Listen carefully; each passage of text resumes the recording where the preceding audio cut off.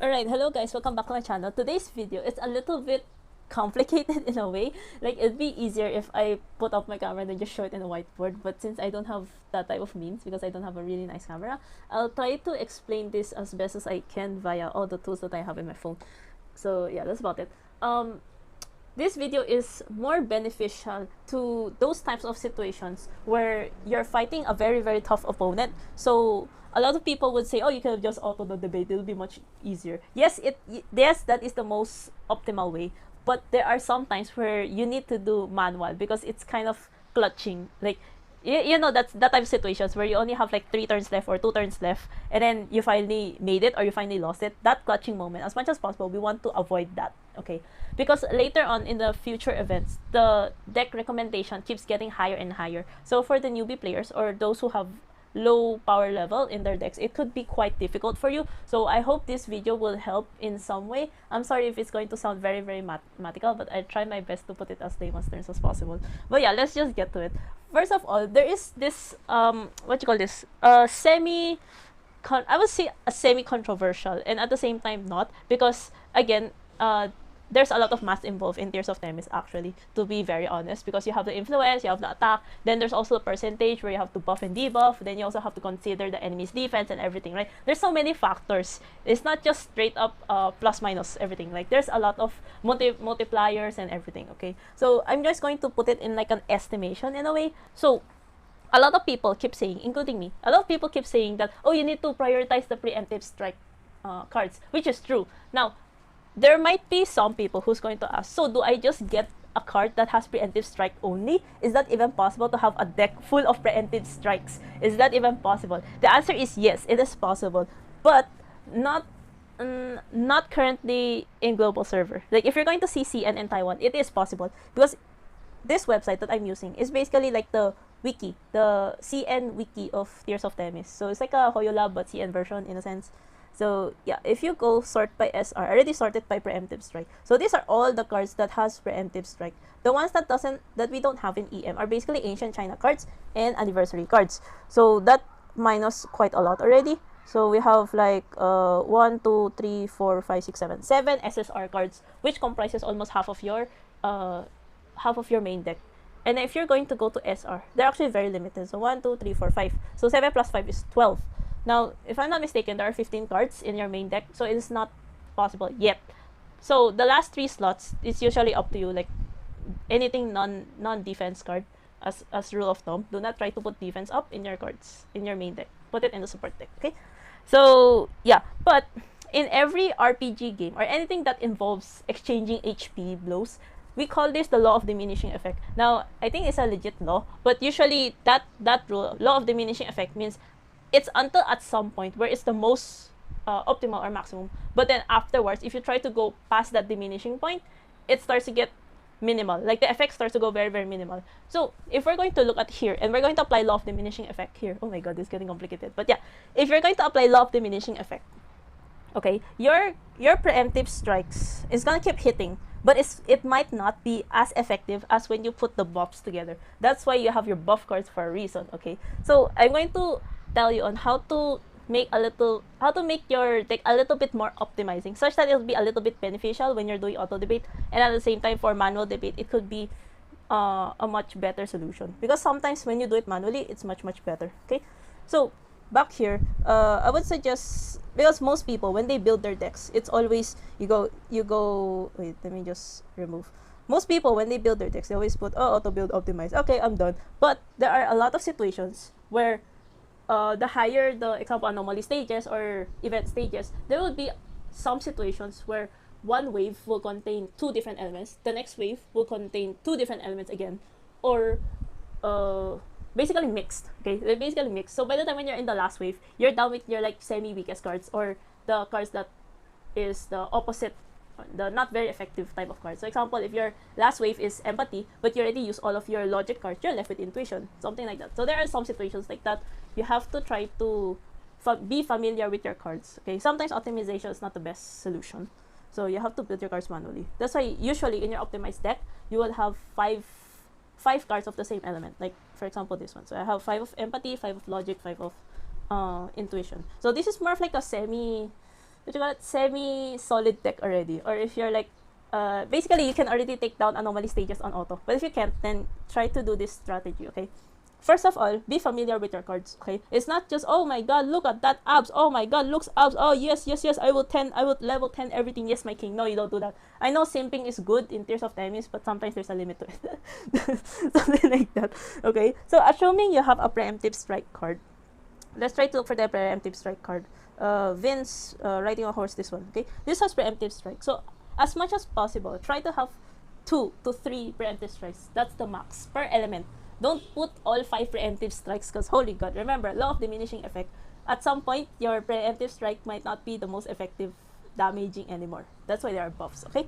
So try to get 2 preemptive strike cards per element, okay? Second, if you notice in your cards, there is a letter here, right? This Greek letter. This is gamma, if I'm not mistaken.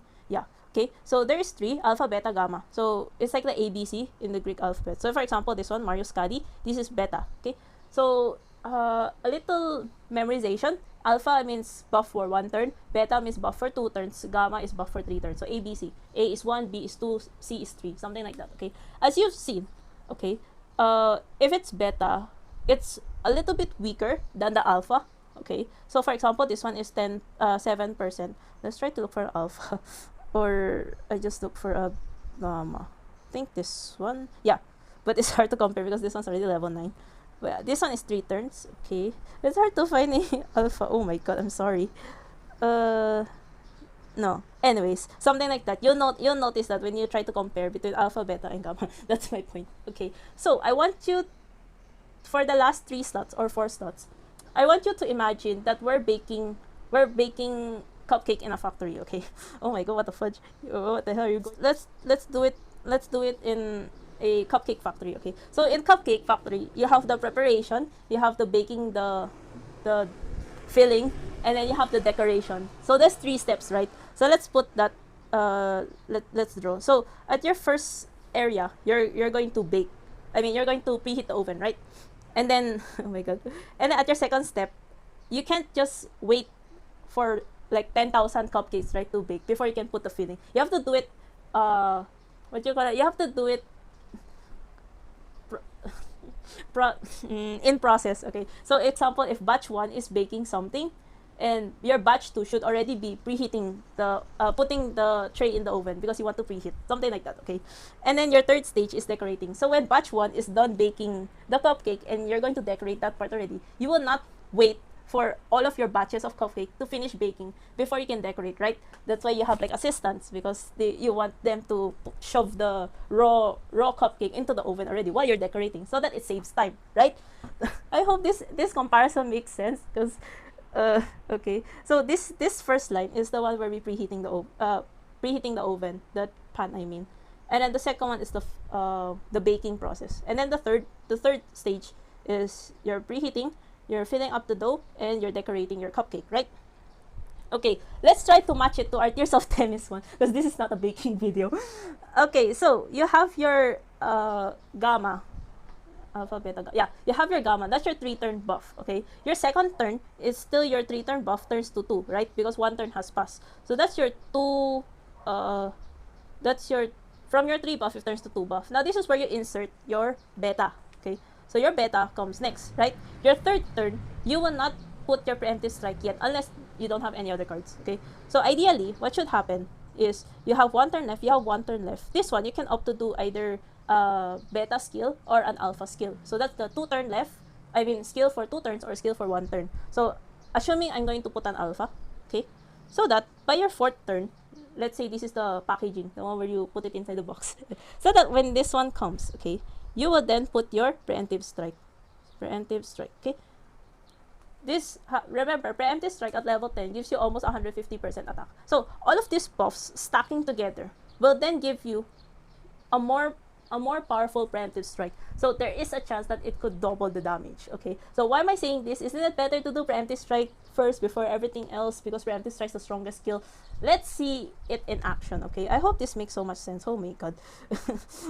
This is what happens if you're way too much. Anyways, so I'm going to set it like this, okay? My first 2 cards, Marius and Vin, they're both preemptive strike skills. Okay, I'm just going to show you. See, Preemptive Strike 7 and Preemptive Strike here. Okay, I'm not going to do like a super very calculative Excel thingy because I don't know the full math or like how it works, but like more or less an estimation.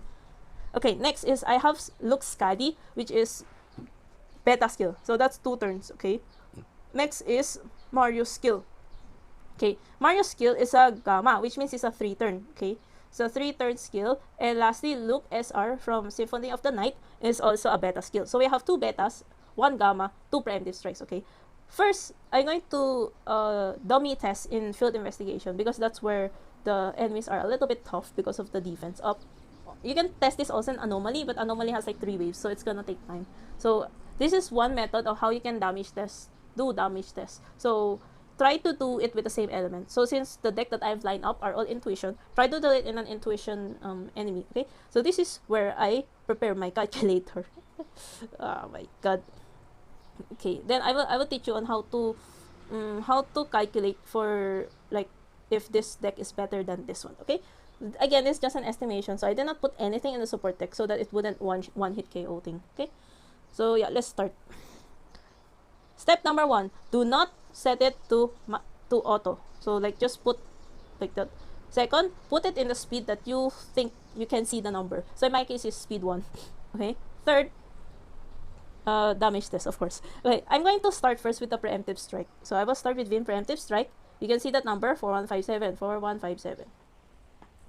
Next, I'm going to do Marius because that's another preemptive strike, 4159.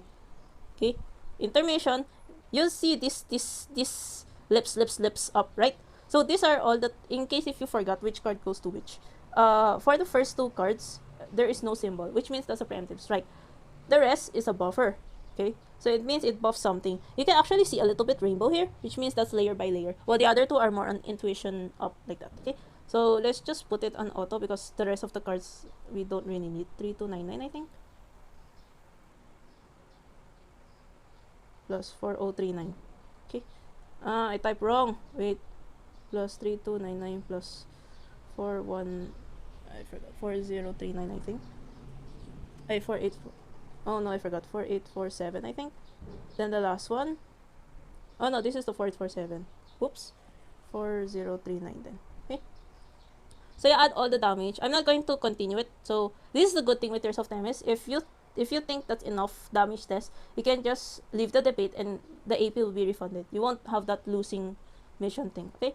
So I hope you can see my calculator. These are all the numbers that more or less have stacked up for that turn. Okay, it's 5 cards, so that's 5 turns. So I will do this divided by 5. That's 4100. Okay, remember this number, 4100. Okay, you call this your DPS. This is where you put your DPS, but instead of S is T, but it's weird sounding. But this is your damage, average damage or damage per turn. Okay, your average damage per turn is 4100. Now let's put the same cards. Okay, this is how you do experiment. You have to put the same variables. Oh my god, what? Okay, now we're going to change the order. Okay, we're gonna change the order. So first we're going to put the 3 skill. 3 skill 1 is Marius. Okay, Marius first. Oh god, I forgot. I didn't see the number. Wait. I'm stupid. Wait. Oh, fuck me. I'm sorry. I did not see the number. I was busy explaining. Sorry. Again. Okay, again, we're going to start Marius first. You see the numbers 3299 plus something that buffs the remember our Cupcake Factory, right? Our Cupcake Factory says that you need to give something with a 2 turn. So that's a beta skill. So beta skill, I have 2 options here. It's either Look SR or Look Scadi. So since both of them gives 2 turns, then I can choose either. Okay. So 4039. Okay. Now you can see this buff happening, right? It's a 3 turn. Okay, you can see this as a 3 turn. This is the 2 turn. Okay. So as you can see, the 3 becomes 2. What did we say in our Cupcake Factory? 3 becomes 2, stacking 2, right? So that means our analogy is correct. Okay. Next, we're going to put layer by layer. So that's 4847. See, you see 1, 1, 2. Okay. So these buffs are still ongoing. As you can see in our Cupcake Factory, 1, 1, 2. Okay. Instead of 1, it's 2 in our case here, right? 2. So that means our last turn would be the preemptive strike. So in this case, I will pick Marius 1. Now you can see here, so 7203 all of a sudden. Whoa, look at that! Okay, and then, yeah, of course, the last card would be Vin. Okay, as the buff, there's still a little bit of buff because the layer by layer is a 2-turn. Now it becomes 1 turn. So in a sense, it also adds 1 buff instead of 3 buffs now, of course. So yeah, now we're okay with our damage test. Let's look at the result. Now we see a 24124. A while ago it was 20,500. Now we're going to divide that by 5 because that was 5 turns. As you can see now, the DPS is 4824. A while ago it was 4,100. So in a sense, your average damage per turn is much higher than your straight off preemptive strike. So assuming that all your preemptive strike is on an average of 4150 because SR. So assume you have SR cards, all 5 SR cards or preemptive strikes, that's an average of 4150. Now 4150 times 5 is something divided by 5, you just cancel it out. You also end up getting 4150, which is much lesser than 4824. So yeah, law of diminishing effect. Yeah, law of diminishing return effect. So yeah, I hope this kind of helps. I'm sorry if it sounds super complicated. This might be one of my complicated videos, but yeah, that's more or less on how the damage works. Again, you only do manual if you think you're in a clutch, like you think that the power level is very small difference, or your power level is lower than your opponent's power level. Then this strategy can help you in a whole lot of ways. So yeah, hope this video helps. I'll try my best to reply in the comments if in case it's too complicated. But yeah, hope you like this video. Don't forget to subscribe, comment your thoughts or questions, and like the video. Until then, I'll see you next video. Bye bye.